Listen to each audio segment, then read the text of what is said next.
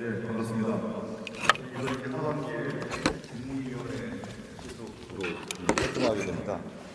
요즘 제가 94년도부터 96년까지요 여의도에서 증권회사를 다녔습니다. 이 증권거래소 바로 뒤에 제가 한 증권회사에 한 2년 동안 다녀서 이곳이 매우 익숙한 곳입니다.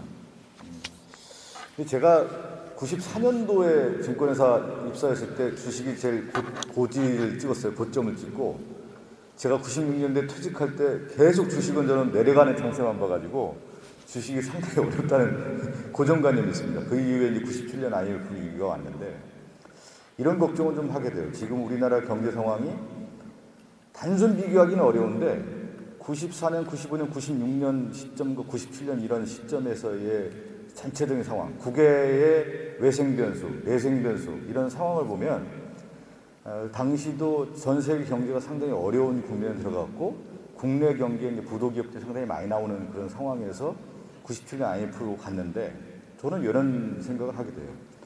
그러니까 우리나라를 둘러싼 전 세계의 미중 갈등도 있고 또 러시아 우크라이나 전쟁 사태가 있고 고물가가 올라가 있고 또 고물가, 고금리, 고환율 시대에 외생 변수가 상당히 어려운 국면에 이 극복을 하기 위해서는 가장 중요한 게 국내의 리더십 확보거든요. 위기를 관리하고 위기를 타파하고 위기를 극복할 수 있는 리더십이 잘 확보가 됐느냐에 대한 부분이거든요. 근데 그 리더십이 저는 흔들리고 있다. 좀 윤석열 정부의 경제 정책을 전반적으로 볼 때 잘 가고 있는지에 대해서 의심이 든다는 거예요. 우리가 얘기를 들 때 경제는 심리라고 하는데 국민이 바라볼 때 국가와 정부가 안정적으로 경제 정책을 운영한다고 했을 때는 우리나라 주식시장도 그만큼 안정화될 수가 있는 건데 그런 면에서는 좀 흔들리고 있다는 것이 저는 가장 걱정되고 있다는 거예요. 그래서 저희 민주당 같은 경우는 크게 볼 때는 외환보유고가 됐든 금리 정책이 됐든 통화 정책에 대한 것들도 야당 입장에서 정확하게 좀 지적을 해야 될 것 같고요. 그 다음에 이제 정치 문제에 있어서의 미시적인 부분들 같은 경우 아까 우리 이재명 의원님이라든가 박찬대 의원님이 얘기한 것처럼 증권거래소라든가 양도소득세, 소득세와 관련된 부분이라든가 이런 부분들은 어떻게 증시 안정화를 위해서 맞는 것인지를 함적 대안들을 만들어가는 것이 가장 중요하지 않나 싶습니다.